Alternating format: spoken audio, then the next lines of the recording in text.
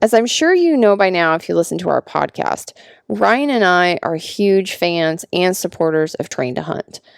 Train to Hunt is now a supporter of the Hunt Harvest Health podcast, and that means a discount for you if you want to join a race in 2017. Come be a part of the Train to Hunt family. I mean, one thing you'll take away from Train to Hunt is no matter how well you place is the sense of family. The support, encouragement, and friendships is what you will remember and take away from these events. So bring your spouse, bring your kids, your friends, and make it a family event. It really doesn't even matter if you're a hunter or not. That's okay if you don't hunt. This event can help improve your strength, your focus, and your endurance. Use the promo code HHH10 anytime in 2017. When you enter a race, you will get $10 off your $100 entry fee, and at the same time will be supporting the Hunt Harvest Health podcast. You can find more information as well as the entire 2017 Train to Hunt schedule at huntharvesthealth.com/train to hunt. As our good friend Dave Beronio likes to say during the Train to Hunt, leave it on the mountain. Well, when it comes to packing out your meat, you probably don't want to leave that on the mountain. And an important tool of getting it out of the backcountry is a backpack. If you backcountry hunt, hike, or train, you need an excellent backpack. Exo Mountain Gear has you covered. So Ryan uses the Exo K2 5500 backpack for everything from train to hunt to hauling out his fall harvest.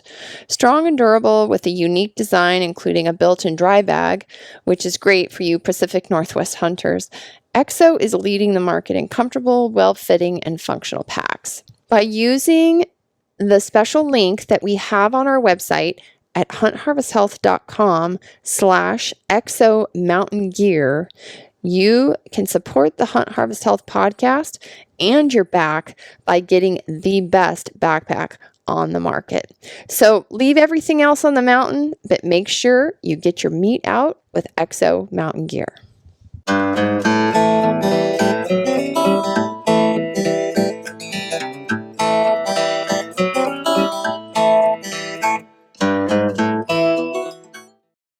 Howdy, folks. Welcome back to the Hunt Harvest Health podcast. We have been in a little bit of a funk lately. We've kind of missed a couple weeks, but got a few podcasts knocked out as of late. We've just been so busy with life and kids and work and everything else that we haven't been able to record much. But I think we've got a really good guest on today. Well, we do have a really good guest for sure. And but before we wanted to get into that, we kind of wanted to just recap our weekend. We were just getting back from Nevada and had a great weekend. The whole family got to go down and spent a few days just camping and hitting up the Train to Hunt.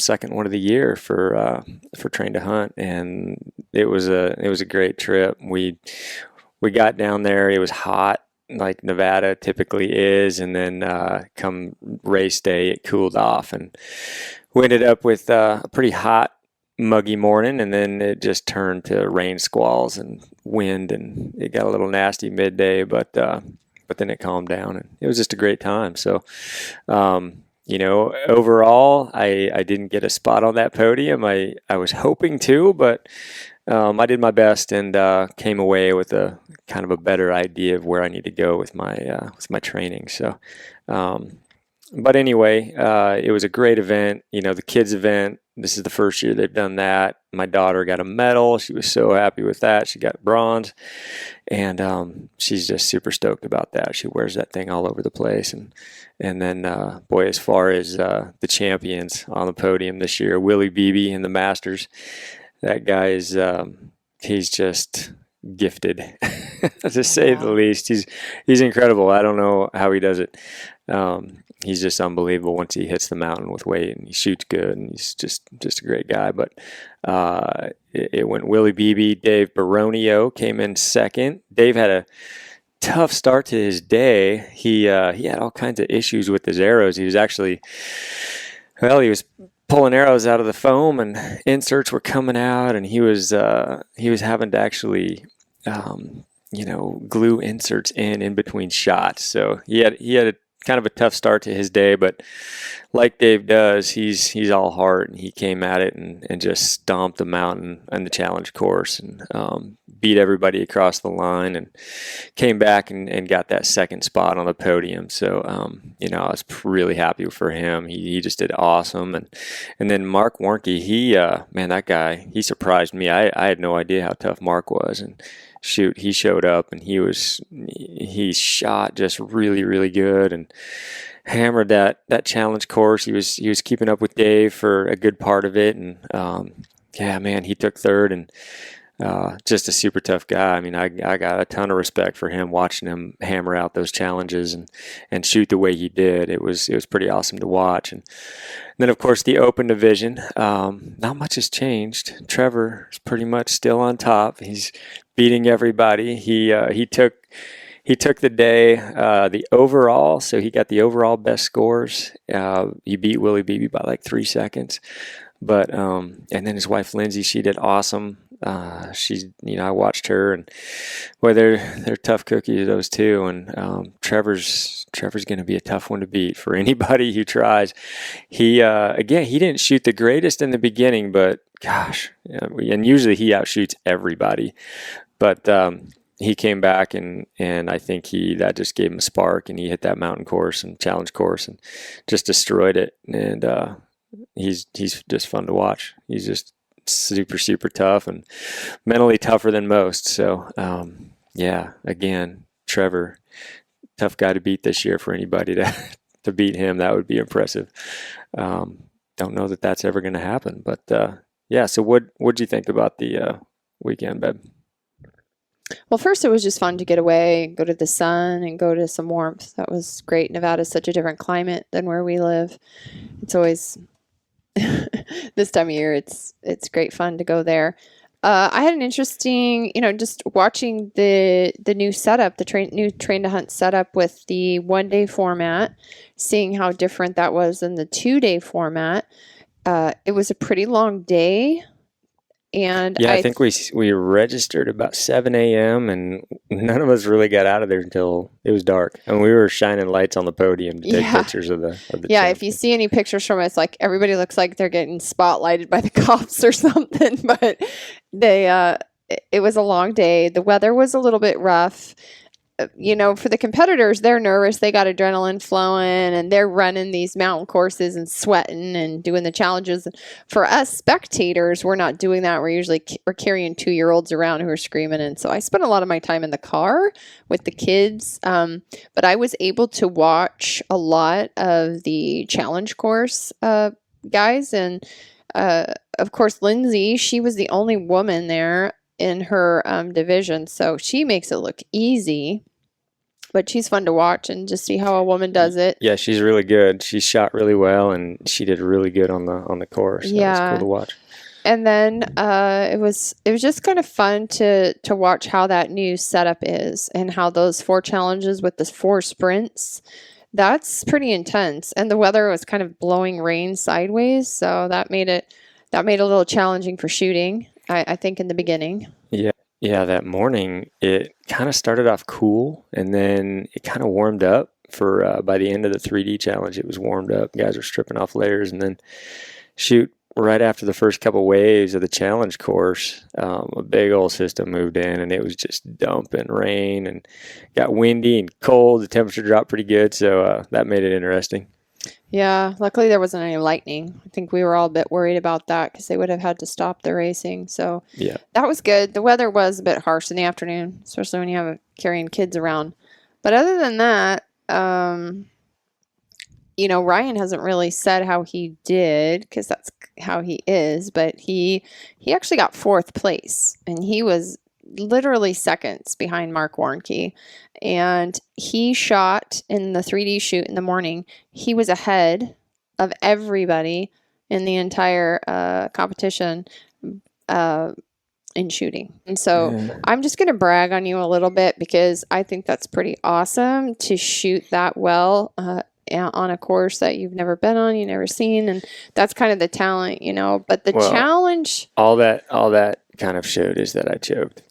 Yeah, and I shot pretty good on the 3D, but then I had that lead, and then gosh dang, I just didn't tackle that hill hard enough or something. I just that's kind of where I lost some time.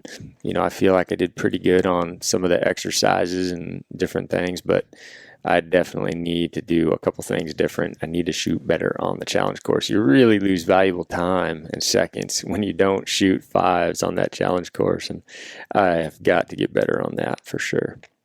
Yeah, well, you still did. You still did really amazing, and I was shocked that you weren't on the podium.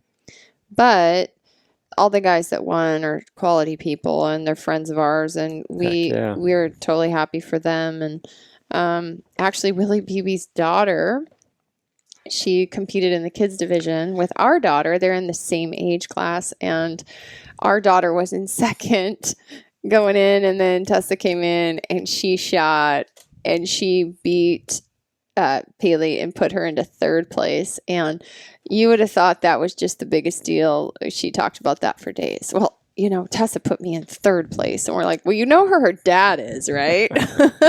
and Tessa's like the most cutest little redhead. I watched her running, and she runs hard like her dad. She knows she's got a motor. And she's so unassuming, and she's super shy, and she doesn't really want to stick her head out there, but she's good when it comes to competing. Oh, yeah. And that was fun for me. I helped with the kids race in the morning, and I just watched these kids do this challenge course over and over and over because they could keep doing it for their best time.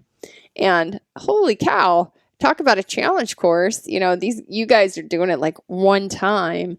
These kids were doing the whole 3-parted challenge course multiple times. And so we need to bottle whatever that is those kids have, man. It's no matter what weather it was, no matter how hot it was, nothing. The dinosaur was even falling over. The tail fell off, like the wind knocked it over, and they were getting it figured out, and they were just having a great time. So that was fun to be part of that and watch them be so focused. And they all helped each other out, and were really honest about their scores, and it was a fun event. The way they did it, you could run through a challenge and then, give somebody else a shot. And if you wanted to beat your time, you go back through it and they do it again. And if they shave a few seconds off, they take the best time. So that motivated them just to keep doing it. And they're like, I want to do it again. So yeah. And then lunch came, and they were all pretty tuckered out, but that was a good and it was over. 4 hours of them just doing that over and over.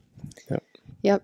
It was a pretty cool event. And I think the other highlight of this weekend was getting to meet some of the people that we were able to do podcasts with, and especially the guy that we are going to be talking with today in this podcast.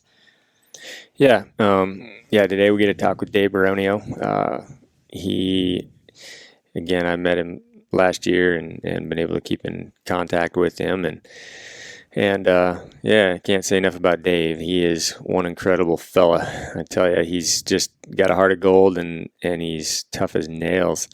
Guy just loves to help people and pick people up and motivate them. And he's just can't say enough about him. But today we get to talk about a little bit about his life and what he's doing, and then also how he helps out with the animals down there in Nevada with the Department of Fish and Wildlife and all that. And I think it was a pretty good interview. So we get to learn a little bit more about Dave Beronio. All right, folks. Welcome back to the Hunt Harvest Health Podcast. Today we are extremely fortunate to be sitting down with a friend of mine, Dave Beronio, who I met, probably about a day or a year ago. Sometime it had to be to the day almost, because it was last year's Train to Hunt event, and me and the family are down here this year to compete again in the Nevada Train to Hunt. So Dave was gracious enough to have us over, and I thought it would be really cool to sit down with Dave and just kind of pick his brain and get to know him a little better. We've been able to keep in touch over the year, and I can't really say enough about this guy. He's one of the most inspirational guys, happy guys that I've ever met. Always got a smile on his face. True competitor, lives the lifestyle.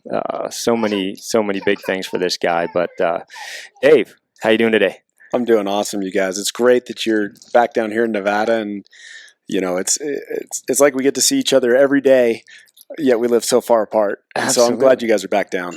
It's this train to hunt family, right? It just, we all get to kind of keep together through that. So it's kind of why we're all down here at this point in the year. But man, I was so fortunate. I think when I came back last year from Nevada, the first train to hunt, I think I talked about you more than most. Would you agree, Hill? I think I had a bit of a man crush on Dave just because it's like, man, there's this guy down there, and I've seen him on Outback Outdoors. But gosh, this guy was like, after he ran the race, he was running up hills, congratulating people and patting them on the back and hustling with them. And it's like I was dog tired sitting there at the bottom, and he's up there running hills again, and we had just gotten done with a meat pack. But no, I was so impressed with you. Just it was my first event, and yours as well, actually. And it was just really cool to see how you kind of brought everybody together for that turnout. I think you brought about 60 folks to that, or got that thing going. And man, I was super happy to kind of meet up with you and be able to kind of learn about who you are. So maybe you could give a little bit of a background to folks that actually don't know who you are. Tell them about Dave. Yeah, absolutely. Well, just to take one step back, that Nevada Train to Hunt was the first one here in Nevada, and it was really special to. It was like the energy on the mountain was unique. So many different people from different areas of the West all came together, and it was like you could turn around and say hi to this guy and that lady, and everybody's a competitor, but at the end of the day, everybody was a friend, and the camaraderie and everything else. It was really special, and so our relationship and our friendship has grown from there, along with yours and so many other competitors. And it's a lifestyle that we all appreciate, and being around like-minded individuals. Absolutely. I think I came away with, 15, 20 guys that I've been able to keep in contact with over the last year. And just great guys, like you said. And I had no idea I was going to meet these folks when I came down here, and then to come away with that and get such a good group of guys together, whether it's training junkies that are just super into training or being motivating, or just great hunters. I met guys that gave me all kinds of advice when I actually got to come down and hunt last year. So yeah, like you said, great group of individuals. And that was a magical weekend we had last year for sure. And you probably can't even keep up with all the hunting invitations that you've received since that time. Oh, come join us here, come join us there. And it was really good. Even though I'd love to be on the mountain with you, and I couldn't last year, it was great to see you and Dan in, I think you had one other gentleman with you in the backcountry of Nevada, and you guys had a great experience. And just to know you were in my state, hunting country that I've been in, and you came back with a beautiful mule deer. I was like, see, that's awesome. That's awesome. I picked your brain a little bit. You had some good advice for me, so that was perfect. Yeah. But anyway, so about me, where do I start? You're down here in the Carson Valley visiting. We're about an hour south of Reno. I was born and raised here in Nevada, actually up in Zephyr Cove at Lake Tahoe, and it was a great place to grow up. I was in the mountains all the time, and the basin is not known for hunting or anything else, but a lot of outdoor activities. So as a young kid, I grew up in the woods, whether it be building forts or spending my days, down catching crawdads or, browns out of Tahoe, and then filling up the bathtubs with a crawdad and just kind of eating off the land, I guess you could say. And so I was raised in the mountains, grew up from a very young age ski racing. Ski racing. Yeah, my parents were very supportive of that. And so basically from the age of 5, when I was kind of a peewee, I grew up through skiing. And then when I got about 13, my parents said, is this something that you really enjoy? Because, it was expensive, and they were both working 2 jobs to accommodate both my sister and I as ski racers. And we loved it. And we both started getting to more of an elite level. We competed in all the Junior Olympics. and it was fascinating. I could travel the West, and see, this is what it's about. You know, me and my family, you and your family, and My daughter's trying to feed me ice right now. yeah. Well, it's a little warm today. You might need a little ice. Yeah. But anyway, so we grew up ski racing and made it to, you know, pretty elite level where we were traveling the country. And I won a Junior Olympics when I was 15 up in Jackson Hole, Wyoming, which led to more opportunities. But through that, traveling the country, you know, and outside of the country, the only way I could stay at that level is through dedication and training. And even as a 13-year-old kid, I was in the gym. I was working out at home with sports cords and had my own little gym at home where I could, you know, stay fit, even as a young kid. And through that, I started understanding what it took to kind of stay at an elite level. Mm-hmm. And you know, that was kind of my upbringing. And so real quick, I got to ask, because I was a big ski junkie growing up as well. Nice. Was it downhill? Was it moguls? Was it freestyle jumping? No, I can't do moguls, not for my knees. But no? I was more into the alpine. I did a lot of you know, downhill, Super G, cool, GS and slalom. Right on. And you know, just enjoying the mountains. Yeah. Unfortunately, a lot of my training in the fall, the preseason, you know, fitness, so that we could be right on track with our fitness for the winter, we would it would take away from my fall of hunting. Right. And my dad grew up, and my Uncle Byron and my Uncle Mike, you know, they grew up hunting together more in a subsistence way. They went to college, they would hunt, buy a 50-pound bag of rice, and they would eat, you know, abalone and pheasant and deer and, you know, California pigs, and that's what they survived on. And so my love for game came from them in what they provided on the table, even though I couldn't go out and hunt as much as I wanted to. Mm-hmm. And when I did, it was such a special occasion. Go down pheasant hunting with Uncle Byron, or, you know, duck hunting with Uncle Mike, and right. You know, maybe one day of deer hunting here and there with my dad. And it's something I really missed, but I stated, and, you know, my focus was ski racing. Right. But my love for the mountains, you know, was still there. Then once my ski racing career, you know, I kind of got burned out of being on the mountain 9 months out of the year with the Southern Hemisphere, going to New Zealand and Australia during the summer to train, or up to Mount Hood. I got burned out and started coaching and, you know, wearing softer boots and being on the mountains with the kids and, sure. and training the Junior Olympic team. Okay. Then it came to the point in my life where I had to figure out what I was going to do. And the coach from UNR, Arnie, he calls me up and says, "Dave, you ready to come out of retirement, start racing again?" I thought, well, if I can get my education through my ski racing, all the years that I put in of this training, I might as well do that. So I hung up the coaching jacket and put on the, you know, the downhill suit again, you know, the skin tight suit, and it was back to racing. Nice. So that's what put me through, you know, college basically. Okay. And then, you know, with that, my love for hunting was, you know, I was able to get out a lot more.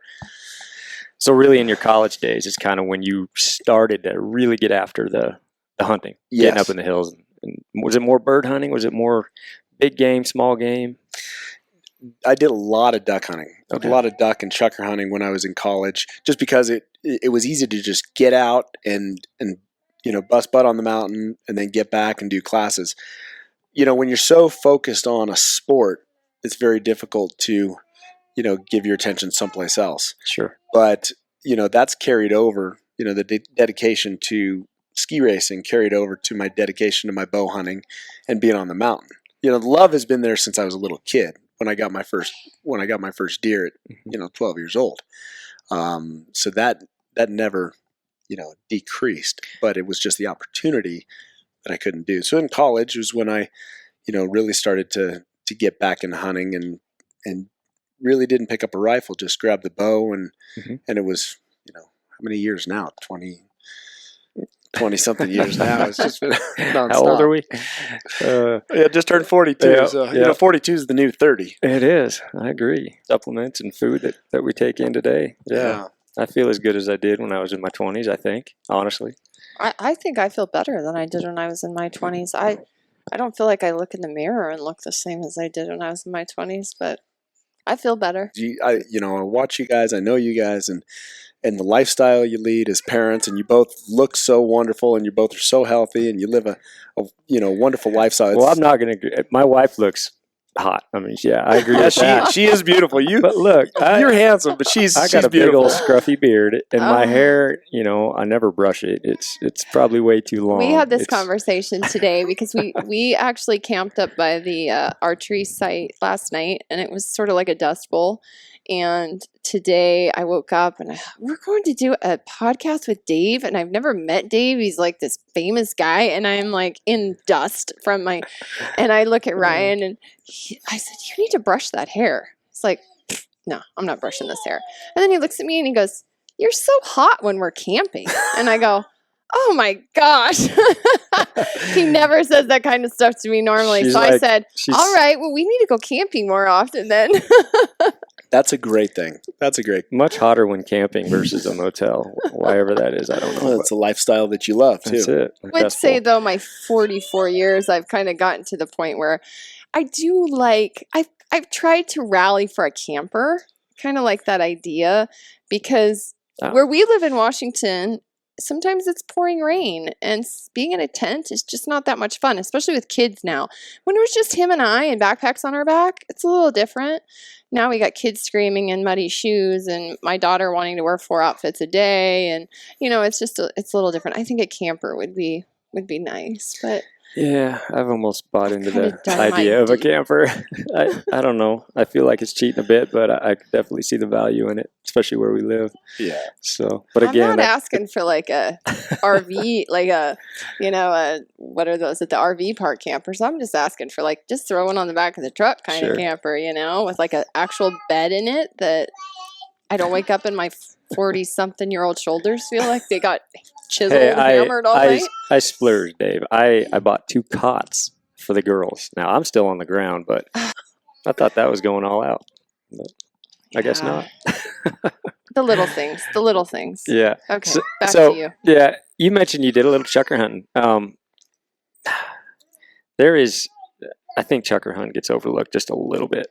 Chucker hunting will make a man out of you. It'll make a man out of anybody. I mean, I'm looking around here. I'm assuming you probably have a few pretty close to home right here, right? Yeah, absolutely. Yeah. And, being in Nevada, there's chucker all over this state. Yeah. And we have phenomenal bird hunting. Yeah. And as you know, chucker hunting is unique. It's the first time you go chucker hunting, it's a lot of fun. After that, it's just revenge. It is. And you got to get revenge on these birds because they, you bust into a covey at the top of the hill, and next thing you know, they're down at the bottom of the hill, and your buddies, that couldn't hike up there was blasting those birds, and you're hauling butt to get down, and it's back up. It's like, it's a very interactive. They're always laughing at you, Dave. Always laughing at you. Whether they're on the opposite hill up in some rim somewhere, or they get to the top ahead of you. And yeah, they're always chuckling and laughing at you. But. And I love duck hunting, and I love to eat duck, but and there's a science to setting out a spread and calling, and I love that part of it, but it wasn't interactive enough for me. Putting on waders, and everything else, and I still love to duck hunt, but if I'm going to have the opportunity to get up and lace up my boots and, hiking in the rocks and maybe picking up a shed here and there, glassing up some deer that are, up there, I'm going to take that opportunity over sitting in a marsh. I grew up chucker hunting, and that was, I've mentioned it before. I didn't get into big game hunting too much. Still got my first year like you. I think I was 14 or somewhere in there. But most of those early years were chucker hunting. It was just traipsing around the hills, trying to keep up with my dad. Like you said, climbing up these shale rocks and steep sagebrush mountainsides and getting after them. And I think that's what gave me the endurance back then. That's kind of just kept with me over the years. I think that was a good foundation. So, I got a ton of respect for guys that chucker hunt. It's not easy. And to get your limit out there that's saying something. That's an accomplishment in my book. It is. For sure. So chasing you talk about the endurance from the mountains. I attribute a lot of my success physically on the mountain hunting Mhm. from the years I spent at high altitude ski racing, and training up there. We're at, 8, 9, 10,000 feet up here at Heavenly, and we're training, 6 days a week, a lot of nonstop, high speed runs, training long distance courses. Your lungs, your capacity, I think a lot of that really helped, in the fitness part of it. I don't spend as much time skiing as I used to. Mhm. Now that the kids are a little bit older and they're coming with me, that's been good. But Hey, I'm a believer. I mean, I saw your Sherpa-like uh, capabilities last year, going up those hills and going down those hills. well, you So, saw yeah. you saw me in my shorts and standing next to Scott Carr, who's just a mountain of a man, Yeah. and I've got these skinny little bird legs, and you're going, hey, are those your legs, or you're riding a chicken? Oh, But jeez. uh, All I know is, I ate your dust coming down that big mountain. You hauled tail to the bottom, and I did not have that in me. I did not have the quad strength to go down with that 80 pounds as fast as you did. That's for sure. well, you think I was hauling butt? I was just trying to keep up with the momentum of my pack. Is that what it So was? as long as I could keep my legs rolling really fast, I could keep up with the pack. I was so worried I was going to blow something out, but then I saw this cloud of dust, and then it got to be about a quarter of a mile away. It seemed like, and I was like, well, there's no point anymore. There's no beating Dave Beronio. It's all relative. We all have our challenges, on the mountain, and like I was telling Hillary before we started, I work out so that I can be the best I can be on the mountain for myself. Mm-hmm. And whether it's going to this competition, it's a great way to test our shooting ability, our shooting under pressure, with our high heart rates, and it's just a way for me to gauge, have I done everything I can this year to be well prepped going into a season? Yes, the competition's fun, the camaraderie is fun, but at the end of the day, it's really just about myself, not pounding my chest so that I can say I was the best athlete on this day. And I just had a post where I had the golden cam in my hand, and I said, this is the result of all my hard work last year. And it's a great reminder, but it doesn't mean anything anymore. This cam going into this next weekend, it does me no good. It's a whole new day. It's a whole new chapter. It's all new guys. It's other people that are hungry and wanting to dominate as well. So I just I can hang that thing up and go, yep, that was that chapter. That was really good. Mm-hmm. But it doesn't matter. Right. Yeah, this will be interesting this year. I'm really looking forward to it. I like you. I have no aspirations of even getting podium this year or doing any of that. But I'm just really looking forward to watching guys like you and whoever else shows up. I think last year, it got talked about so much. I think there's a lot of people out there that were maybe a little skeptical. We've been trying to change the opinions on guys, like change their minds. Hey, give it a shot. I think there's going to be a lot of competition this year coming into these events, and it's going to be a showdown. It's going to be really fun to watch, and I think the scores are going to be tight. There's going to be some animals out there, so it'll be interesting. I'm really looking forward to it, and I'm down here. Like you said, I want to meet everybody again that I was able to meet last year, and just watch this, and have my whole family here this year to watch it. And they've got a kids event this year. My daughter's going to do it. She's really excited about that. So it's just going to be fun. I can't wait. Now, I'd like to ask you, did you change anything in your training last year going into your first event versus what you've gone into, knowing everything's changed a little bit minus the meat pack and everything this year, but have you changed any of your workout routine? I haven't really changed it too much. I've just kept up with the intensity. I train with Ty Holzen, Bighorn Strength, and my main trainer, Kwanjanam George Fuji, West Coast Martial Arts. I say my trainer, my good friend, we push each other to change things up and not just get stagnant in our training. Mm-hmm. And it's been I haven't done a lot of running, and this is definitely going to be a runner's, more of an endurance. Mm-hmm. so I've incorporated a little bit more of that and less of the heavy hiking. Right.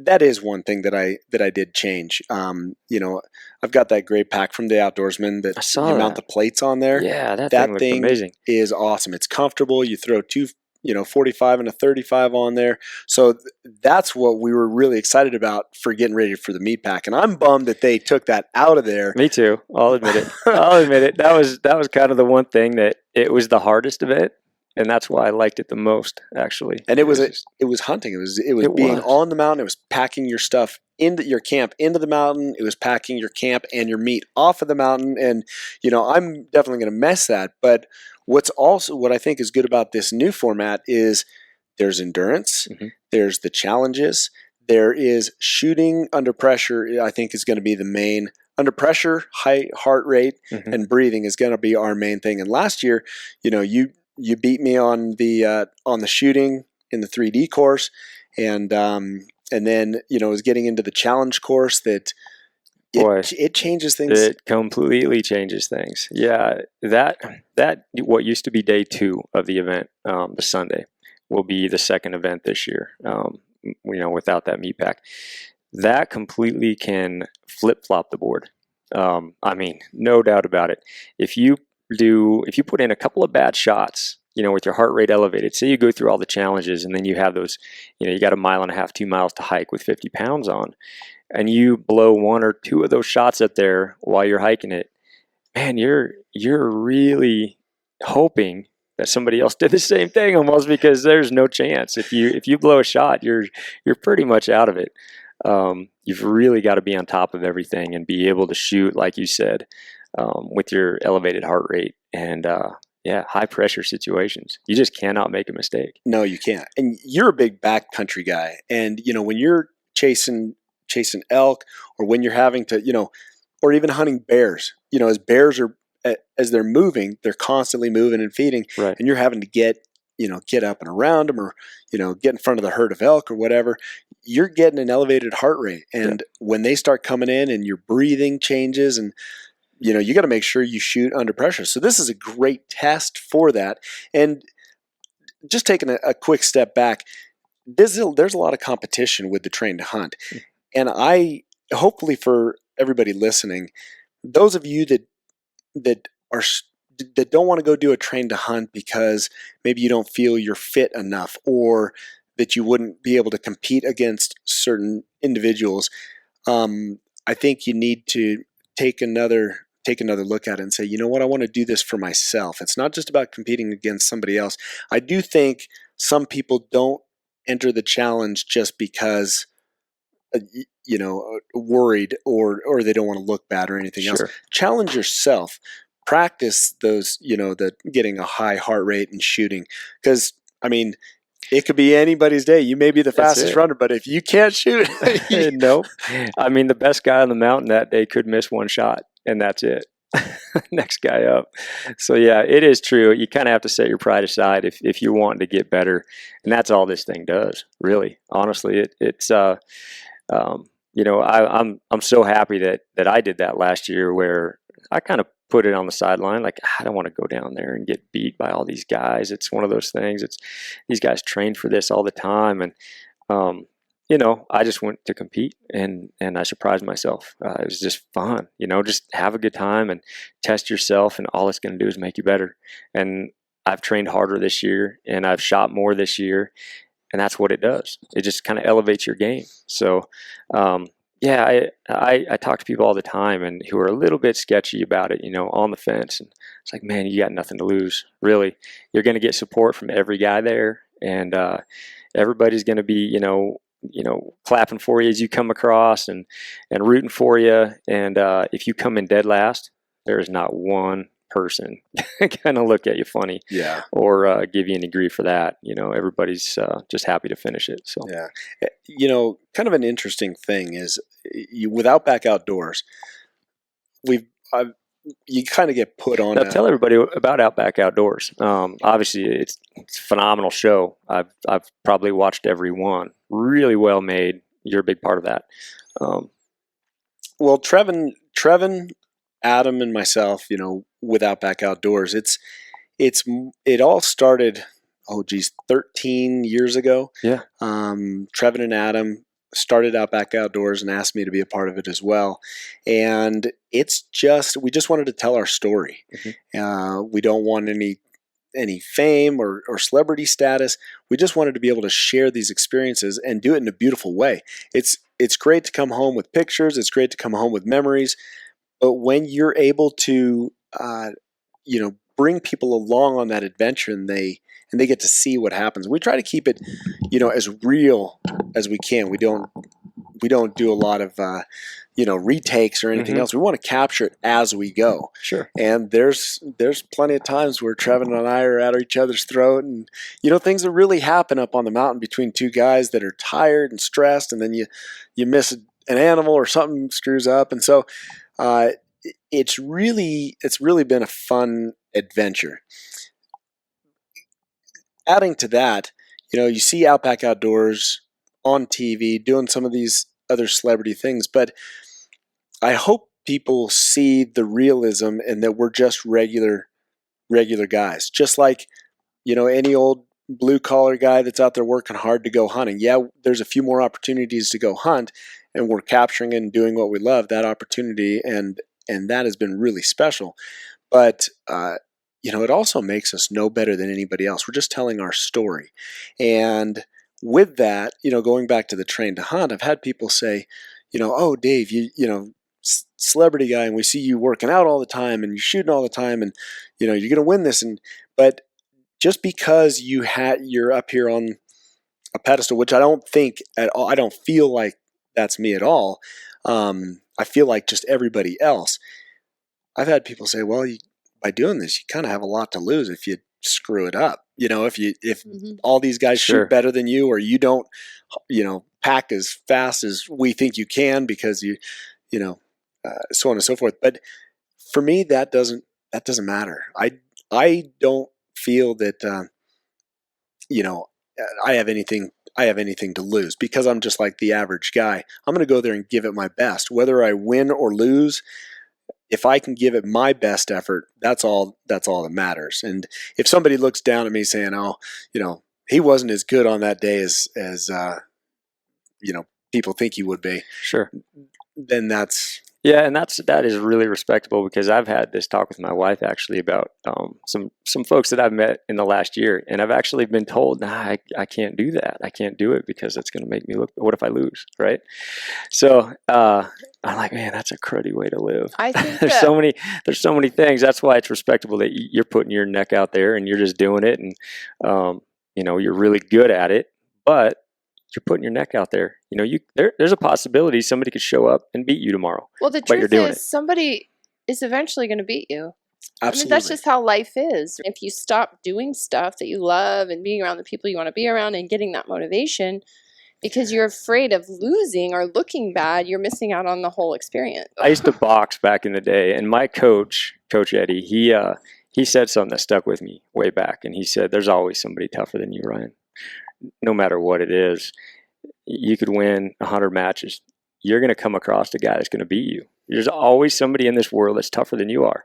And I always remember that. So, I think that's a great thing for people to, kind of humbles you a little bit. I do know a number of high-profile people that do not want to do a train to hunt just because of that. They have everybody has this image of them, and they're not willing to, stick their head out. I not that I hope somebody beats me, but I know how hard I work to better myself and to be the best that I can be personally. And if somebody beats me, I'm super stoked for that, because then in the back of my head, I go, that person busted their hump to get to that point. Mm-hmm. I know there's better hunters out there than me. I know there's, stronger men out there than me.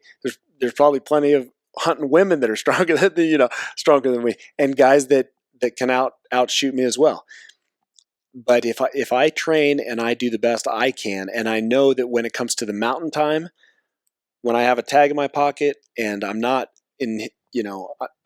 I'm not restricted by my physical ability or my ability to shoot because I've practiced, that's at the end of the day the most important thing for me. Whether somebody beats me on the mountain, yeah, it kind of sucks coming in second. But this is more for me than it is for anybody out there that looks, Yeah. that watches. Yeah, I mean, it's so cliche, but if you don't test yourself, you're never going to know, right? And it's unfortunate because, yeah, there's a lot of folks out there that do have that skepticism, like, I just can't do that because I might be beat. And that's too bad. It'd be a cruddy way to live because I get beat every time I go to one of these events, but hey, I'm still going to do it because I love it and I know it's going to make me better. And hopefully next year better than this year. So, well, I think for Ryan, it's more about too, he's really competitive with himself. And if he were to come here and not medal, he's not worried about, he's not looking at like, oh, Dave beat me or Scott Carr beat me or whoever the next big up and comer is. He's not looking at it like that. He's kind of hard on himself that way. Like, there's something I didn't do enough of that I need to do more of. And we all have busy, we were talking about that. We have busy lives. Busy is kind of a word people throw out there these days. Everybody has these busy lives, quote unquote. But if there's something you're really passionate about, and I noticed that with Ryan, is he will definitely make time to fit those things where he feels like his weaknesses are. He'll fit time in to get better at those things. He's competing only with himself, really. And just a little plug for kind of you too, when you guys were talking at the beginning of the podcast about when he came home from Train to Hunt last year, he was a totally different person. I've known him 22 years, and last year when he came home from Train to Hunt, he was just, I hate to use the word energetically, I don't want to freak people out, but energetically, like mentally, emotionally, a different person. He got so motivated at the Train to Hunt by guys like you, meeting you and the other people that he met. And like I've talked about in other podcasts, his tribe. It was like all of a sudden he had met his tribe of guys that were not only love to hunt, but they love to work hard to hunt. And not only did they like to work hard to hunt, they like to work hard the rest of the year.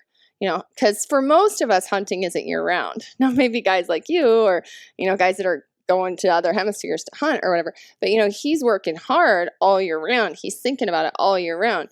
And he's thinking about his body and taking care of himself and nutrition, as you know, his gardens. And he just was like, all of a sudden he found this tribe of people that he felt really comfortable with and that he felt like he could compete with in a really healthy way. Inspiring. Yeah, inspiring is a great word. So when he came home, he was just like inspired to, he's always been a good hunter. That's never been Ryan's problem. Like he's like an epic hunter. And I haven't appreciated it much in 20 years because I don't hunt and he's always been good at hunting. He brings home these huge, enormous animals and I go, oh, okay. I think everybody does that. That's my perception. So I see now it's not always like that. And people may look up to him like he's such a good hunter. Well, he's always been like that. And that's partly because he competes heavily with himself. He prepares, he works hard, he loves it. But I think before Train to Hunt, before last year when he came, there wasn't really a group of people that were inspiring him to be better at other things than just hunting, right? Like he has now this inspiration that's much more well-rounded. And that's why we're sitting here doing this podcast. I think being competitive with yourself is good because it keeps you up at your bar. None of that other stuff out there can change. I mean, you are what you are, Mm-hmm. and you can improve yourself, in certain aspects. And leaving the Train to Hunt last year, I was so inspired. Seeing every different person out there, different body type, different, strategy, different abilities. I saw guys out there that didn't look very healthy, overweight, that just dug in and gave it everything they can. And I was so inspired by that. And then you see guys like, Scott Carr that, he went from, being overweight to being just a mountain of a man and being very competitive. And then, just everybody that you would be around is, inspires you. And I'm a firm believer that there, like you said, there will always be somebody better, faster, better looking, a better shot, more physically fit than me.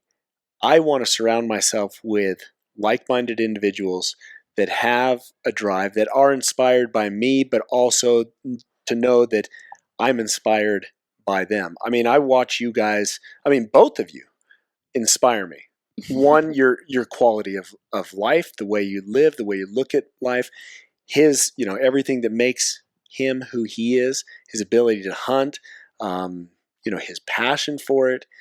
Those are things that I looked up to. And when you surround yourself with like-minded individuals that are better than you in so many different ways, hopefully it will help improve my life and make me a better person. Well, getting Ryan to have that tribe like you guys and reach that bar improved my life. It's when someone in your life goes out there and they find like this, they get the ability to feel really supported by a group of people that completely understand who they are. And I think that that improves everybody else's life that's around that person. Absolutely. Yeah, it's completely infectious. Yeah. And I think, it's obviously done a lot for us, but I've seen it get spawned in so many other guys. Like, we all know who Scott Carr is now. He's one of the train to hunt competitors that I was fortunate enough to meet last year. He's created, like, he's got this Facebook page, like Hammer and Chisel, right? Hammer and Chisel Facebook page. And he's got guys getting on there, and these guys are getting better and stronger and pushing themselves just through that. And all that came from Scott, which came from Train to Hunt, which it just keeps that ball rolling. And guys are getting into these workouts and just making themselves better. And they're passing that on to the other family members. And it just keeps going, right? I mean, I love it. And that's kind of what we're trying to do with what we're doing now with the podcast and this and that, is try to be infectious. Try to get folks to think about food, think about health, think about ways to better themselves. I haven't competed in a train to hunt. I've just been to them. I've met the people there. I haven't hunted. I've barely even shot a bow in my life, and it's changed my life. It's changed. I'm changing other people's lives in this community that, I had no intention of helping, really, and so that's what's been cool about it. Well, you've watched the Train to Hunt, but you've watched your husband, grow over the years. Because I see the pictures of you two, when you got married in your boat and you're fly fishing, and I look at that and, all the years that you've had together, but you've grown to appreciate his passion, his love, for his body, for his mind, for the mountains, for the animals that he pursues.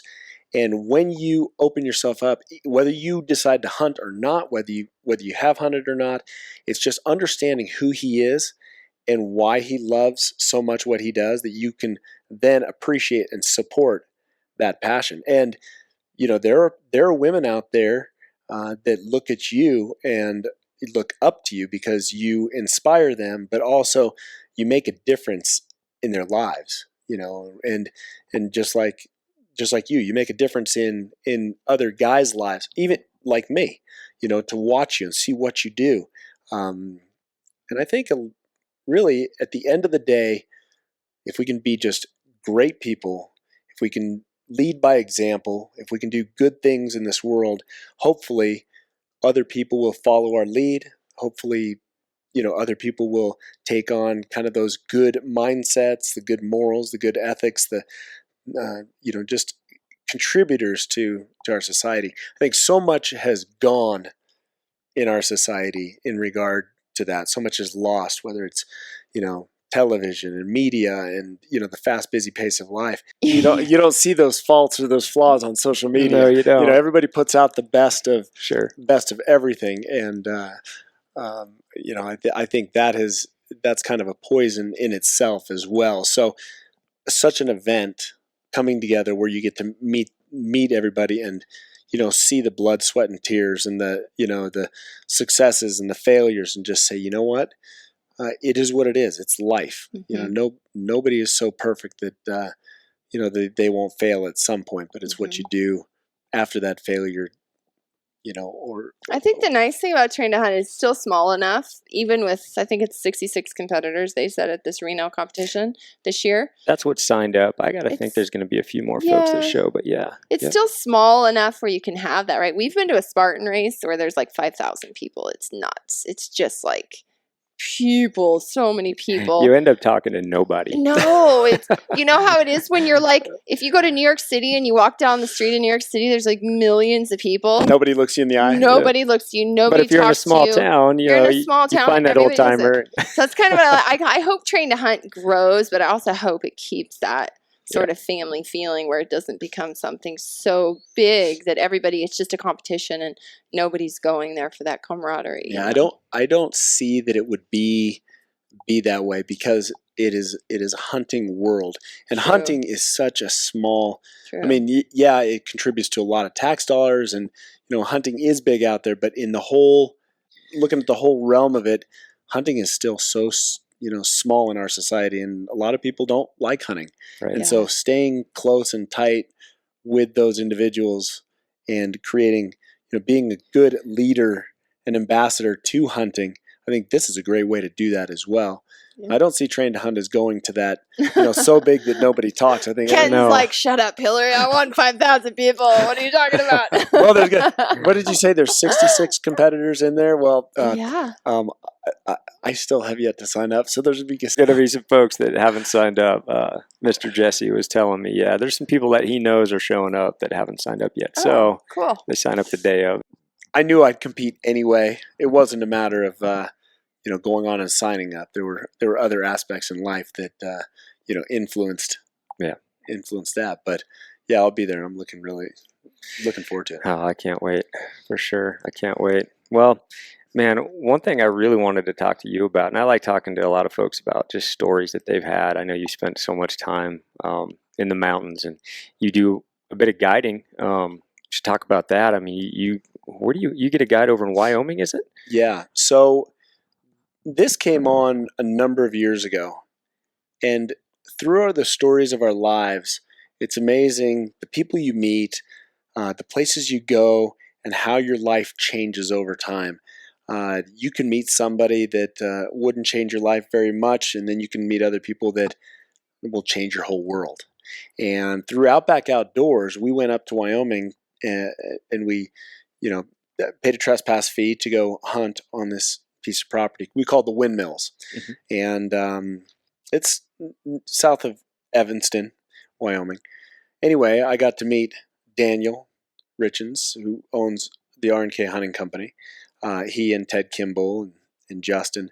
He said, Dave, if you ever want a guide, got a spot for you.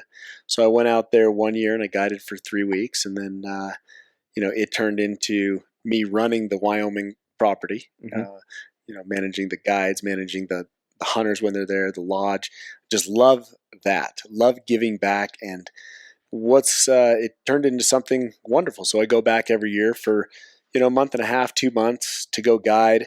It's a very special thing for me, and the reason being that I love it so much is I didn't want. Before I thought, I don't want to go guide. I love the mountains so much. I don't want to be, I've heard horror stories of a guy taking, some city slicker up there and he was nothing but a jerk the whole time and kind of ruined my experience. And then I started looking at it a different way. This is just one more opportunity for me to be in the mountains, for me to call elk or glass mule deer or, whatever it may be. And so I took on that different mindset. Whoever I was taking out there, I wasn't going to let them influence, or detract from my experience out there. Because every time I set foot in the field, I learned something else. I don't know everything. And every time I go out there, I learn something new and something that's going to make me a better hunter. So with guiding for the R&K Hunting Company, I've met some phenomenal people. And one thing that I absolutely love is taking guys out there who have never hunted an elk in their life. And to call a bull in to 5 yards, to 15 yards, to show them and give them that experience, that sometimes is a better, I get more enjoyment out of that than I do actually going out and hunting and killing, an animal myself, because they are experiencing something that is totally unique. They might have hunted whitetails their whole life, and now they get to hunt elk, and all of a sudden this big thing is standing in front of them. It might be a small 5-point, but it's screaming and slobbering on them. Yeah. And when they leave there, that experience changes their life. They're like, oh, wow, that was unbelievable. Thank you for that. And so that's what I really love about guiding, is to be able to share, to be able to influence, to be able to guide, and not only just hunting, but also on a personal level. I've spent many days on the mountain where we haven't had the opportunity in an animal, but just to lay back under the aspens midday, maybe take a nap, and then talk about life and about, relationships, business, whatever it may be. It's a great platform to communicate with people, kind of in a raw area. Yeah. Wow, that's interesting. Yeah, I've never done any guiding for hunting. I've done fishing a lot, and I was one of those guys. I kind of got burnt out by it. One thing I love about being up there is we were able to instill an atmosphere where the guides and the hunters, the clients, were one. Right. We would eat breakfast and lunch and dinner together, and we'd all hang out at the table, and we'd just BS a little bit, and just because you're Joe's guide doesn't mean that you won't help so and so. And when one guy would put an animal down, he was on a text message, and it was like meat bees. Every guide that was available threw a pack in the Ranger, and they were there to pack that animal out as quick as possible. So it was really great camaraderie, and what is just so special about, like I was going back, you lead by example, you kind of influence, and you give these guys a magical outdoor experience. One thing that's really personal to me is the animals we pursue. I've got a great passion for animals, whether it be the research we do on the bears here in Nevada, or I've seen you're really heavily involved with that. Yeah, and so when we would put down an animal up there, it was important for me just to show those guys that I'm just going to take a knee. Do you mind if I just take a second here? I know you've killed this animal, but I want to kneel down and just give thanks for what was provided for us. And some of these, I've had guys just like tear up when they hear the words that I'm speaking up there, and just being thankful for that time, for that animal that has, provided its life to feed, to nourish our bodies. Right. And they look at it it's not just, you're not just out there killing for the rack. Now you look at everything that goes into it, and you're packing the animal off the mountain, and you're taking the heart back to camp so that the cook can cook it up and just enjoy, the bounty of our harvest. Right. And they start to look at that a little bit different. Yeah, I bet. Yeah, I have noticed a bit of a change going back to your previous story in myself in taking people out.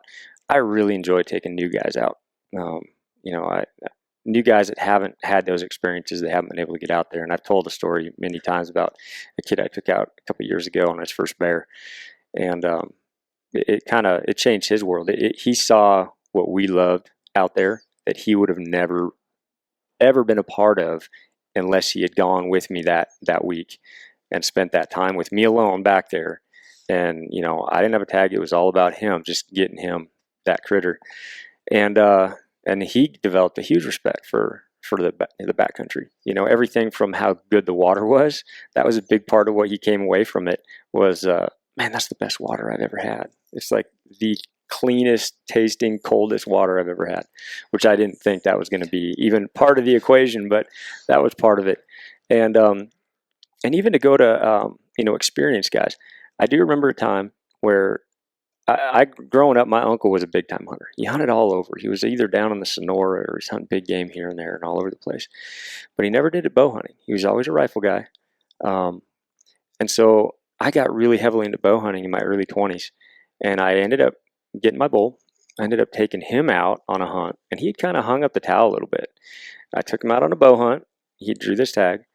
And so I was guiding him, just calling for him, doing all this. And man, we had one of the funnest weeks he's ever had in the mountains. He'd just never been a part of like the rut fest. He'd never seen bulls screaming coming in, and we didn't even get one. We came so close so many times where he was, ready to draw, and that bull just wasn't quite there. But he never got to experience any of that September type hunting, being a rifle guy.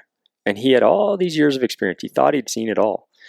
And at the end of that hunt, he was like, he was reinvigorated. He was just like, man, that was fun. This guy in his mid-60s, and he's just like, it's like a young kid again. What he got to see in something that he just didn't know what was out there. He was bow hunting for ruddy bulls, and it was just a complete different experience. And I felt good about that hunt. And that was kind of it wasn't a guided hunt, but it was just taking him out there and showing him something different that he hadn't experienced, that he had blind eyes to. Yeah. Well, myself with the knowledge that I have, with you and the knowledge that you have, and so many of these other guys out there that are so experienced, it would be hopefully there's not a selfish aspect to it, that we, can take people out, and we can, it would be a shame for all that knowledge you have and that experience you have to just be kept to yourself, and for you to take your uncle out there and show him that, for me to guide clients who've never been on an elk to have that experience, or call in a moose. For other guys out there, I hope they can, be inspired to say, you know what, I'm a great sheep hunter, or I'm a great moose hunter. I want to take somebody out there who's never even done it, and I want to show them what I know, and kind of teach and lead. Right. Well, while we got here, Dave, again, I think I was getting at this a while back. We've both been able to enjoy a ton of time in the mountains. I'm sure you've got some really cool stories, and I want to get one of your best from time spent in the mountains, whether it's a hunting story, whether it's being back in there, running across a bear. I know you've got a bunch of them. Shoot, I saw you taking selfies with bears like last week. So, well, I've got a lot of great hunting stories, and I could sit here for days talking about this hunt and that hunt, and but each one is unique in its own. Which one is more memorable? Thinking back, like maybe it was your first deer. How did that happen? Was that here in Nevada? Yeah, it was a bow hunt. It was hunting with my dad. It was a rifle hunt, okay. And that I can still smell the sagebrush that's burning on the catalytic converter of the truck. Sure. Which has now, has my whole life been my favorite smell ever since that day.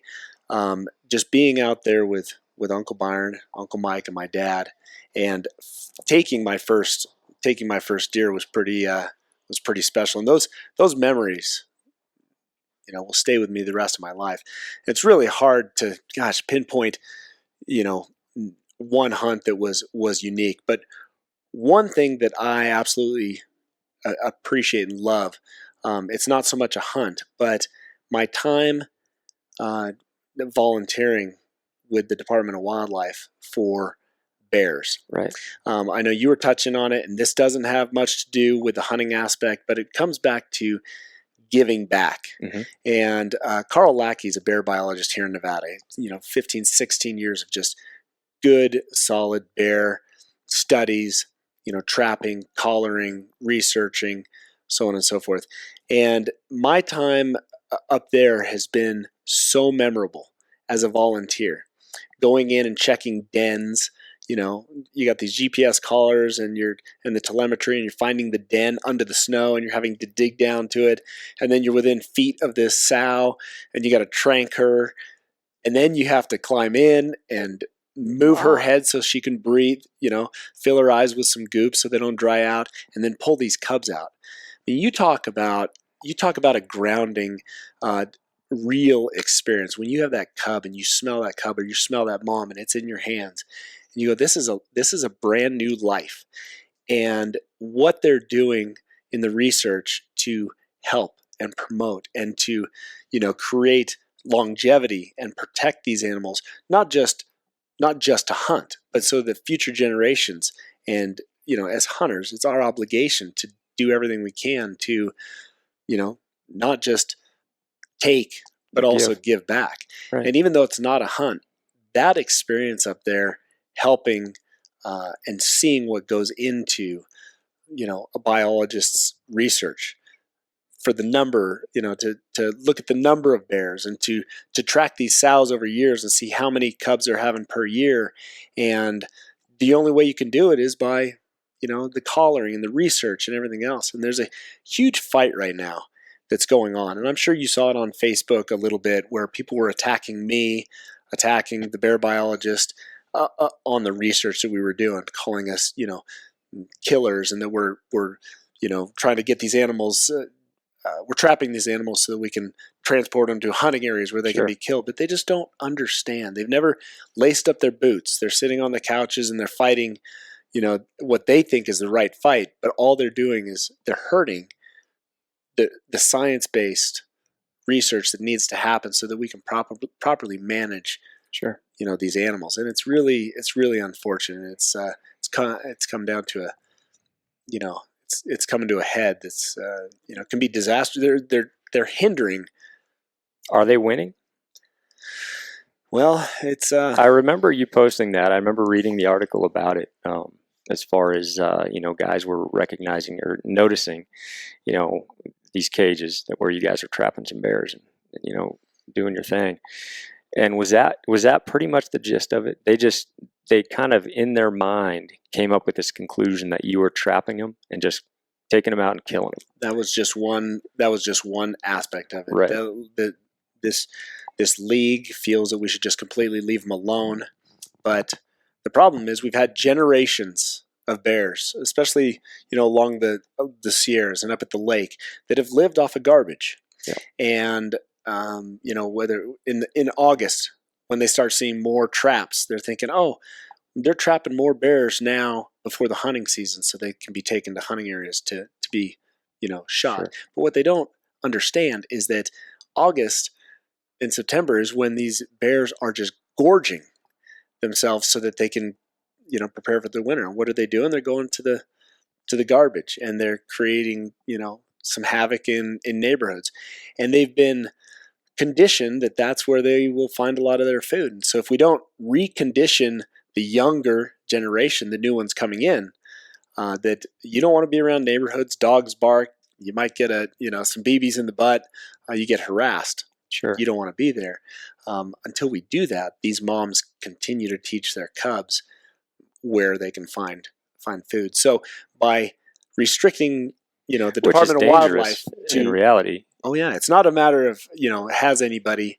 It's not a matter of if. It's just when something will happen. And by restricting the Department of Wildlife from doing their part in trapping, transporting, and collaring bears, when you restrict that, now you take away the tool of being able to recondition. So, there's a lot of great hunting stories out there, but when you can give back, that is some of the most enjoyable, for me. I've noticed that you've been a big part of that for a long time, really. How many years have you been aiding with, is it Nevada Fish and Wildlife? Yeah, Department of Wildlife, the bear team. Yep. Yeah, and they deal with hundreds of bears every year. And it's been, and Carl and I are friends, and he doesn't give me any special information, which people think, oh yeah, he's giving you special information. They accuse me of, guiding for bears. Well, I don't guide in Nevada. I've never drawn a Nevada bear tag. When I do hunt bears, it's in California. I don't, so there's so many things that are thrown out there that are putting false. Stuff out. Yeah. Sure. So it's been, it's been a number of years helping, and there's been so many different experiences, whether the bears are charging you. But what's been magical about working, volunteering my time is it has helped me learn more about bears. And I know you're an avid bear hunter. By volunteering my time and spending time in the mountains, I've learned more about the animals that I'm pursuing. Whether it's helping with bighorn sheep or helping with sage hen or helping with bears. From volunteering, you learn more about these animals. And these are the animals that we're pursuing. And so, when I'm in the mountain, and you see a number of times I come in, really close. Yeah, I've seen really close with bears. It's not a hunt, right? And I don't even have a weapon on me, but it's reading the animals and understanding them and seeing their language. You're so good with selfies, Dave. I mean, I've seen lions in holes, and there's Dave's face with a selfie and a lion in the background. I had a California bear hunt a number of years ago, and a friend of mine was filming, and it's all spot and stock. We weren't using dogs, and you can't use bait in California. And the berries were ripe, and we're sneaking in, and made a great 40-yard shot. And this bear is just, he's going to expire, but he runs uphill, and when he realizes I can't run uphill, he turns and comes right back down at me. And you might have seen the video where I shoot him at 5 yards as he's coming right by me. It was just was intense. Such an intense thing. And being on the mountain with a bear, when you've spent time studying them, you get a whole different appreciation. You get a whole new idea of what that animal's all about. Yeah, and I think to correlate that with hunters versus anti-hunters, I see it so often that there's a lot of folks that just don't understand it. They don't understand that it's us guys that are out there actually pursuing these animals. We develop a greater respect. I truly feel it's a greater respect for the animals than folks that sit on the sideline and don't actually involve themselves with wildlife. And it's a respect and it's an understanding. We learn these animals so much better when we're actually involved. We're pursuing them. We're learning their behavior. There's so much to be gained from us getting out there and spending time with them and observing them. And whereas, unfortunately, a lot of folks and unfortunately, it's folks making big decisions in the political realm are the folks that don't get to spend that time. They don't understand them. They don't know their behavior. They don't know all these things. And they're the ones that are dictating how they're managed, unfortunately. And we see that, we're in a state of Washington where there's no baiting, there's no hounds, none of this. And folks, they're really pushing to outlaw, not just hunting, but bear hunting especially. And it's just because of a lack of knowledge, a lack of understanding. Yeah, it is. It's a lack of knowledge, lack of understanding, because they don't spend the time to go out there. Carl has asked a lot of these antis to come and see what he does, see how he treats the animals when they're, tranquilized, and see how he takes care of them. And that I think is a big thing, because as hunters we have a responsibility to the game and the land, that we're pursuing and that we're on, and we are out there and we see what's happening. And for somebody to dictate what we're doing out there, the best management tool of wildlife is hunting. Absolutely. It costs the taxpayers nothing. We're actually paying to be able to go help manage. Sure. The Department of Wildlife and all those other resources, they don't have to pay for our volunteer time. Well, what a resource that once you start outlawing certain things, you're taking away from the overall good. Taking away baiting. Baiting allows bears to come in.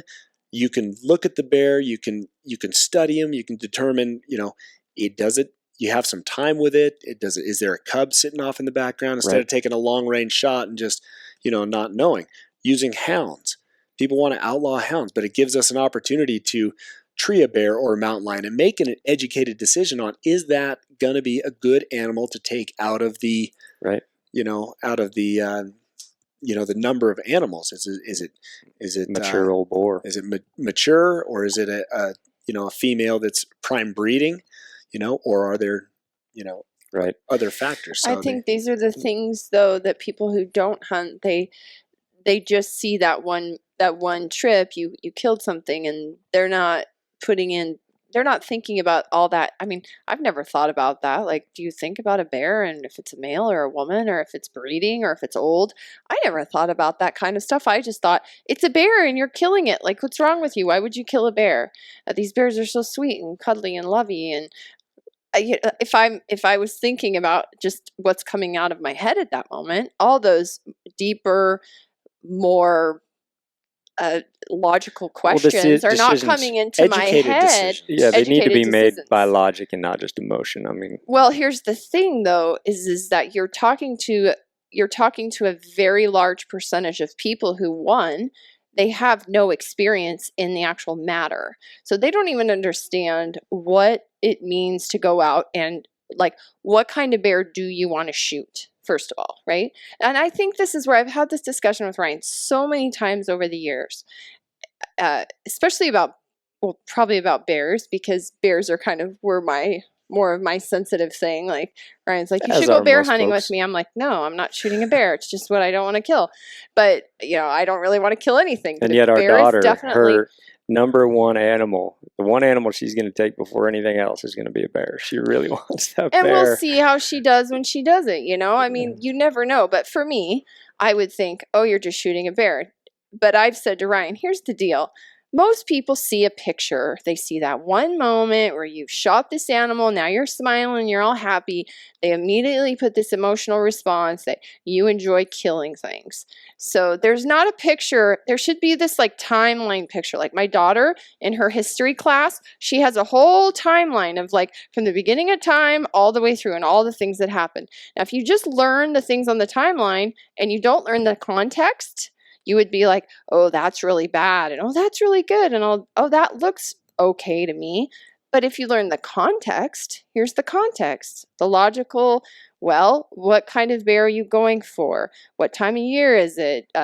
What are they eating? Is it a female? Does she have cubs? Is it an old, like, these are never things I would think about. So there's no context to this. Unfortunately, those hunting pictures where you're just showing this one moment in time, they don't put all that context into it for the 80% of people who really don't know much about hunting, right? And they might, if they had that context, they might go, oh, I think you're right. I don't really want that big old boar out in my garbage can threatening my animals and my kids or whatever. Oh, okay, that's fine. I mean, there's just no context. The state now, they just kind of appease these folks. And in our state, it's King County. It's a voting block that kind of dictates the rules for the state.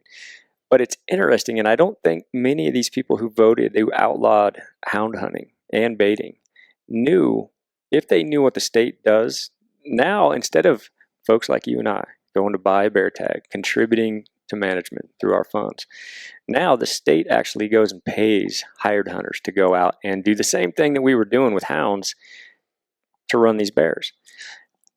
And now we're paying, that's going to our tax dollars, whereas before it was funded.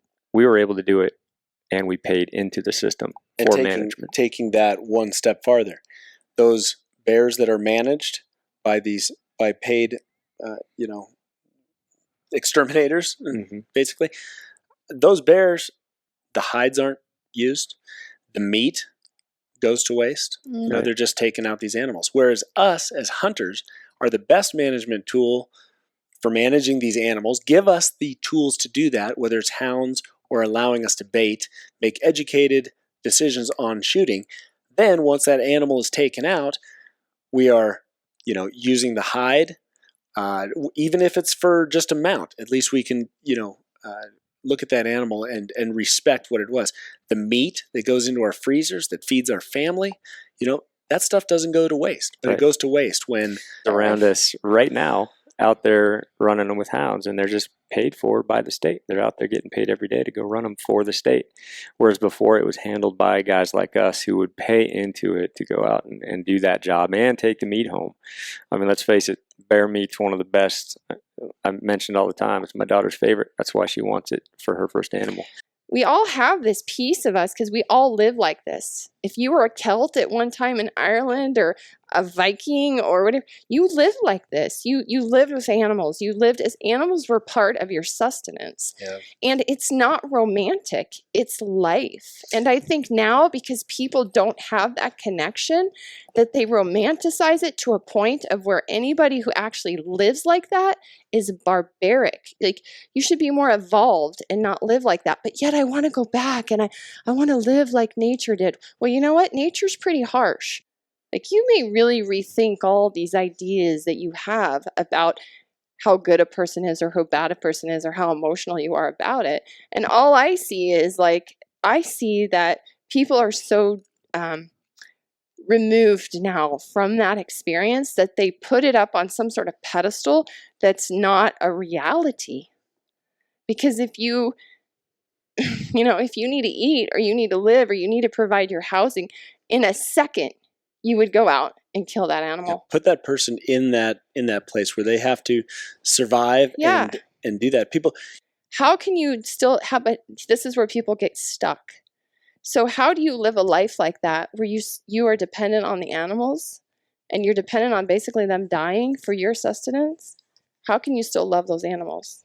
Yeah. People are so removed from the reality of life, of where our food comes from. Yeah. We can go to the store, we can buy packaged food, we can buy boxes of crackers, we can buy the vegetables that are on there that we know have been mass produced and don't have nearly the nutrition of what you can have in your garden. But here's one thing that I love is every single morning, I cook up game for my kids to eat. That's what they want for breakfast every morning. So those kids will eat game every single morning, and it makes me, and then so and I'm eating it every day as well, because that's what I choose to eat. I choose to eat something that I harvested, that I know where it came from, that I know has been drinking mountain water and breathing, mountain air and has lived free until my arrow found its mark. Not something that's been, in a small pen its whole life, walking around in its own, fecal matter and hasn't had a good quality of life, but is marbled and tastes great. No, I choose to eat something that is all natural, that I go out and kill, and now I'm providing for my kids, and that's what they would rather eat.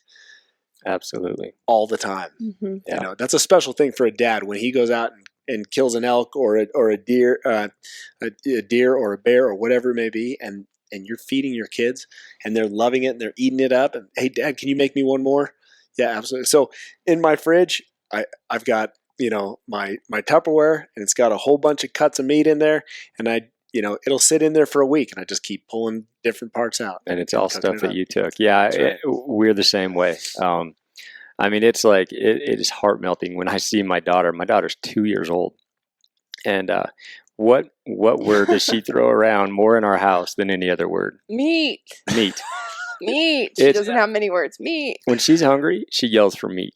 And whether that's a piece of jerky that I made, or it's a piece of sausage that I created, or it's just a burger, or whatever kind of meat it is, she loves it.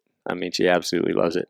It's part of the lifestyle. It is. So yeah, it's raising them with that, and yeah, it's such a good feeling. It's hard to describe when you've actually provided it, and got all that. The freezer is just blocks of gold in there, right? When you get it all taken care of at the end of the fall season, and you sit back and you look at all that meat in there, and it's where you're going to be living on the rest of the year.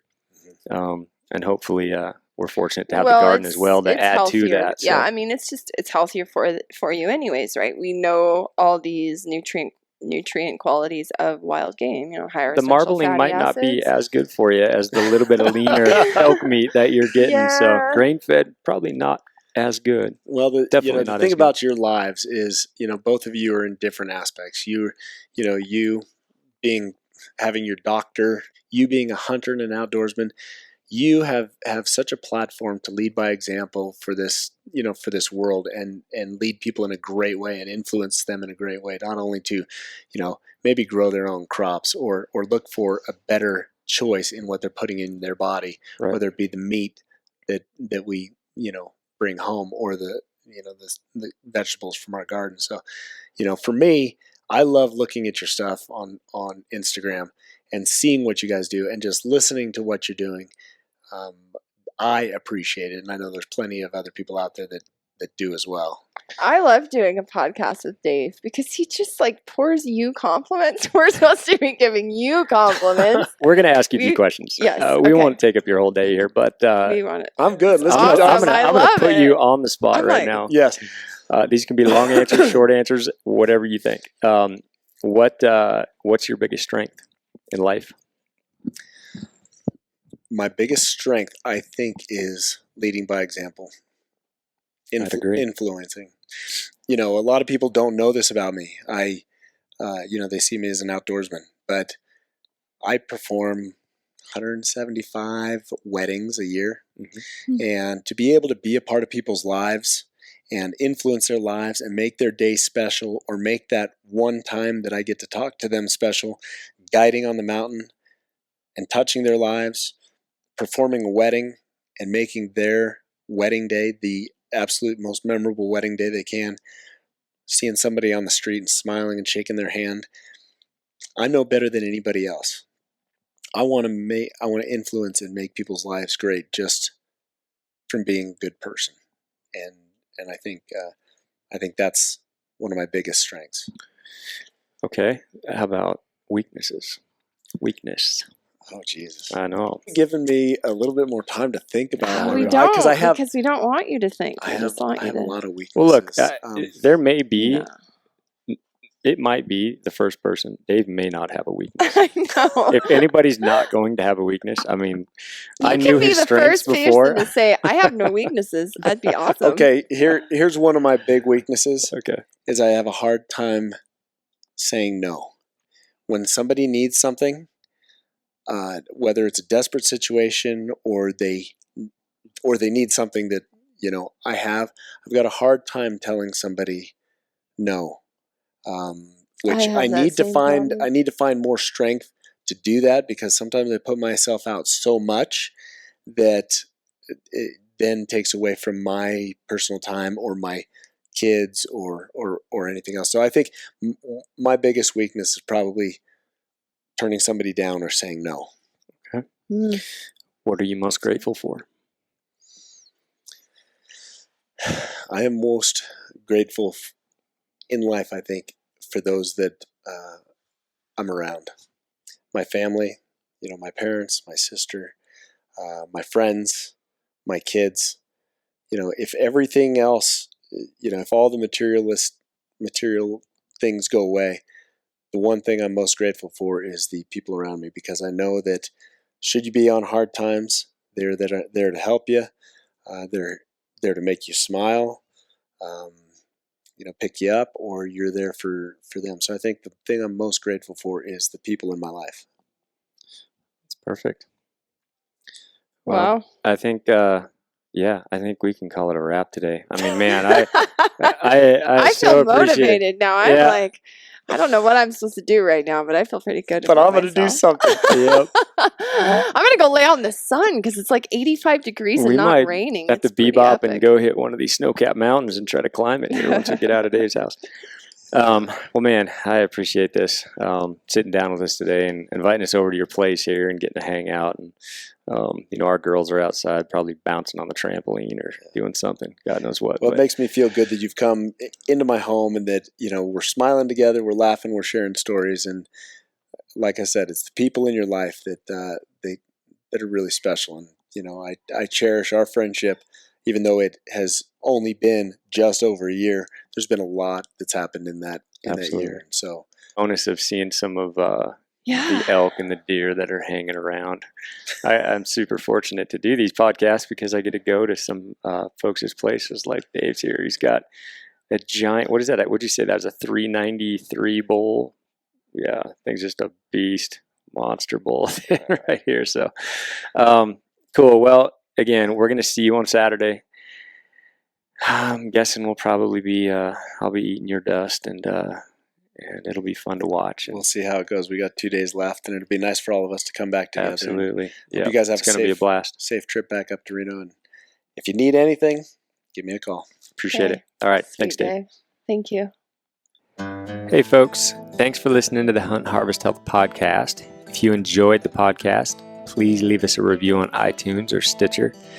Visit our website at huntharvesthealth.com for more podcast stories and recipes.